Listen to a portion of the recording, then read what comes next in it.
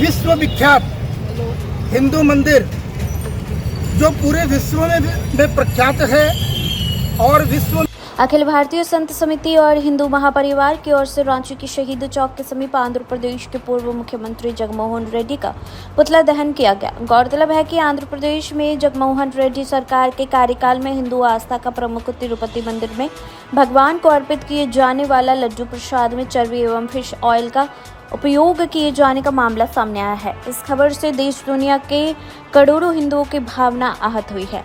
अपने आक्रोशित और व्यथित मन की पीड़ा को व्यक्त करने के लिए इस पुतला दहन का कार्यक्रम एक सांकेतिक आंदोलन के रूप में किया गया।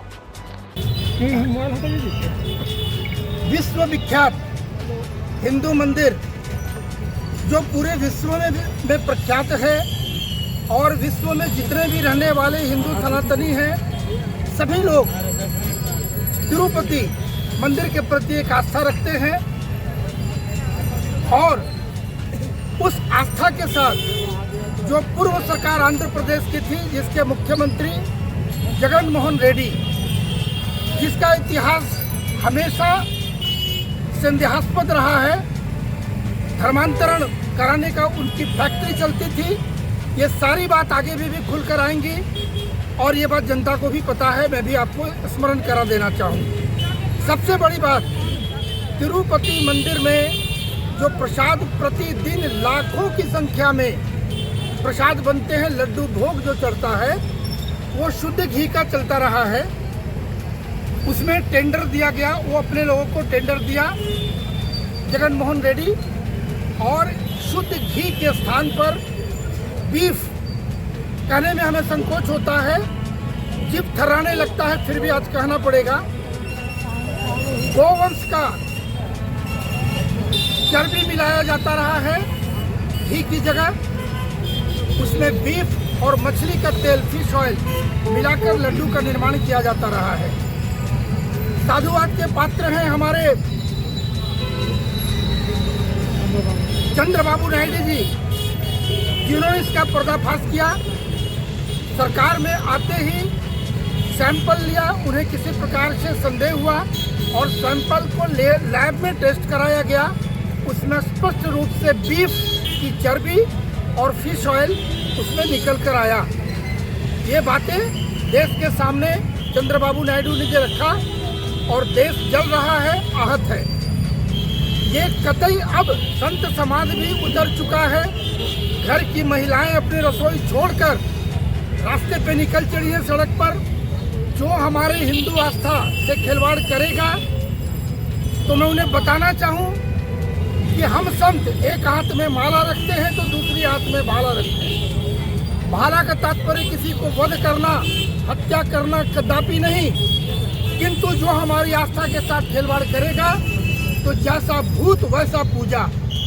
उसके पहले मैं बताना चाहूँ कि हम हिंदू सहिष्णु हैं, अनुशासित हैं, मर्यादित हैं। हम कभी अपनी मर्यादा नहीं लांघते, लेकिन जब नाक के ऊपर पानी आएगा तो हमें फिर दूसरा रुख अख्तियार करना पड़ेगा और उनसे उनकी ही भाषा में बात करनी पड़ेगी। हिंदू कभी न मृत है न सुप्त है। हमारा शौर्य पराक्रम आज भी जगह है, बस हम सहिष्णु हैं और मर्यादित हैं। वर्तमान सरकार जो केंद्र में है, मैं उनकी प्रशंसा करूंगा कि जिस दिशा में भारतवर्ष को विश्व के सिंहासन पर ले जाने की वो चेष्टा कर रहे हैं। देश उस दिशा में बढ़ रहा है, राम राज्य की ओर अग्रसर हो रहा है देश। हम सभी भारतवासियों का कर्तव्य बनता है कि इस दिशा में मुख्य धारा में सभी जुड़े।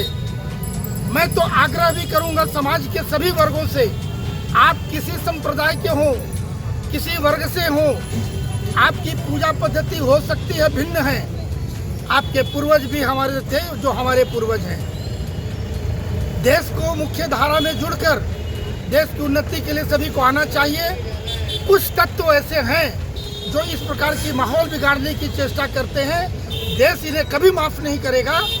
और मैं यह भी बता दूं कि अब हिंदू समाज जाग गया है, महिलाएं जाग गई हैं, साधु संत मठ मंदिर से निकल कर बाहर आ गए हैं और बच्चा एक राम की बात करते थे।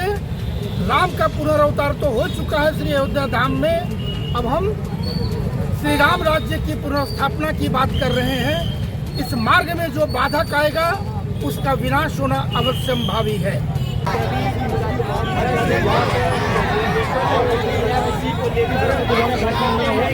इनको न्याय के तहत और ऐसा दोबारा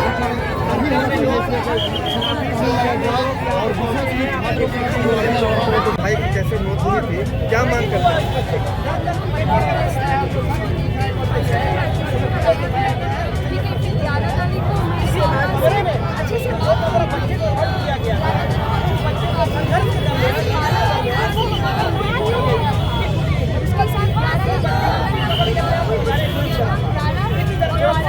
शासन छुपा रही है।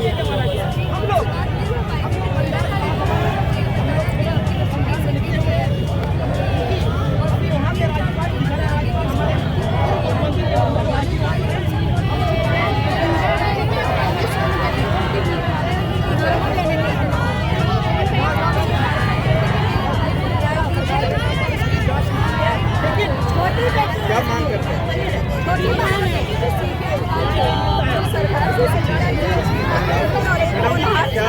क्या मांग करते हैं? कॉलेज प्रबंधक मुर्दाबाद, कॉलेज प्रबंधक मुर्दाबाद।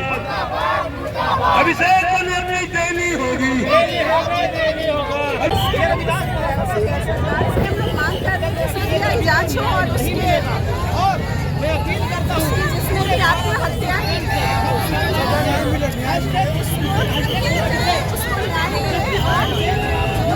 उसको सजा मिले और कॉलेज प्रबंधन में एक्शन लिया जाए।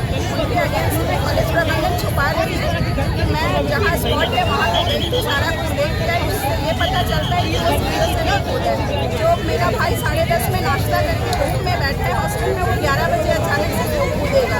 वो भी दिन के सुबह के 11 बजे वो क्यों कूदेगा? कॉलेज प्रबंधन कुछ बताए तो उसके पास भी कोई प्रूफ नहीं है कि वो सीढ़ियों से कूदा है, तो वो ये कैसे बोल सकते हैं कि वो सीढ़ियों से कूदी है? इसमें कॉलेज प्रबंधन और प्रशासन की नहीं भगत है। हम लोग झारखंड सरकार से यही अनुरोध करते हैं और उड़ीसा सरकार से हमारी जो गवर्नर है उससे अनुरोध करते हैं हमें न्याय दिलाएं और सीबीआई जांच करें ताकि सच्चाई की तह तक हम लोग पहुँच पाएँ।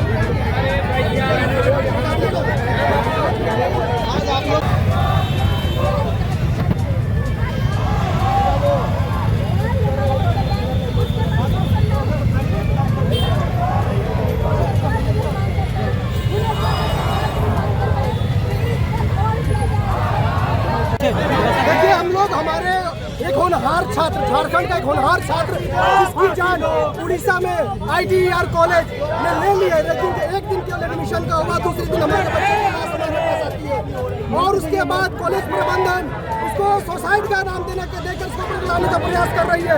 आज झारखंड प्रदेश गुरु रविदास महासभा हमारे बच्चे अभिषेक जो एक होनहार छात्र था, वो झारखंड का नाम रोशन करता है, उसको IAS बनना था, उसको आज एक होनहार छात्र का जान ले लिया है ITER कॉलेज ने।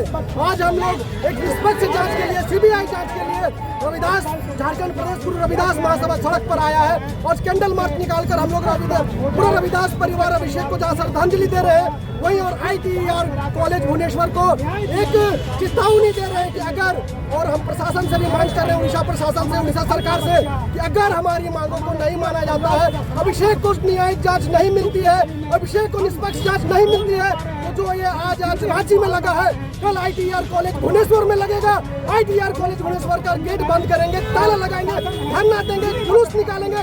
जरूरत पड़ी तो उड़ीसा राजभवन से भी हम लोग को सहायता मिल रही है।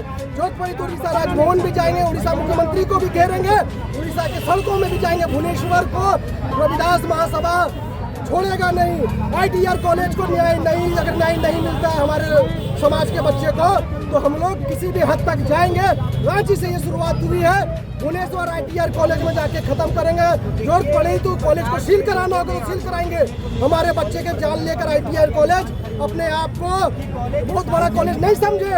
हम लोग झारखंड प्रदेश गुरु रविदास महासभा आप सभी भारतवर्ष के एक स्टूडेंट से आह्वान करते हैं कि एक होनहार बच्चा, एक दिन जिसका एडमिशन इतने बड़े कॉलेज में हुआ, दूसरे दिन उसकी लाश रांची आती है, इसके लिए मैं झारखंड सहित पूरे भारतवर्ष के सभी स्टूडेंट्स को अपील करना चाहता हूँ, सभी मीडिया बंधु से, जस्टिस फॉर अभिषेक में आइए और अभिषेक को न्याय दीजिए, और अभिषेक को न्याय देने में आप सब हमारे आंध्र प्रदेश को विकास मगरनामा की मदद करें।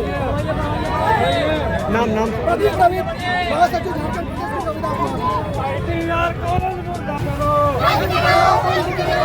को जल्द गिरफ्तार करो, न्याय जांच करना होगा, न्याय जांच करना होगा। आदरणीय शब्द का प्रयोग करें तो ये तो आदरणीय शब्द का अपमान है। रही बात जो कृत्य सामने आया है वो तो सही में हम लोगों को झकझोर देने वाला है कि हमारे प्रसाद तक कोई लोगों ने नहीं छोड़ा।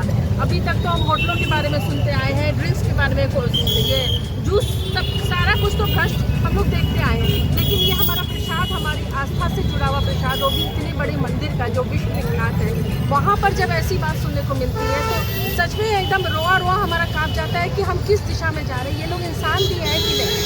इंसान होकर के एक आम इंसान की तरह भी तो किसी के मन में ये बात नहीं आ सकती जिस तरह की हरकत यहाँ हो रही है रोज दिन। और ये तो बहुत मतलब क्या बोलेंगे, पराकाष्ठा हो गई, इसकी पाप की पराकाष्ठा हो गई कि इस तरह की का हम लोग को सुनने देखने को मिल रहा है।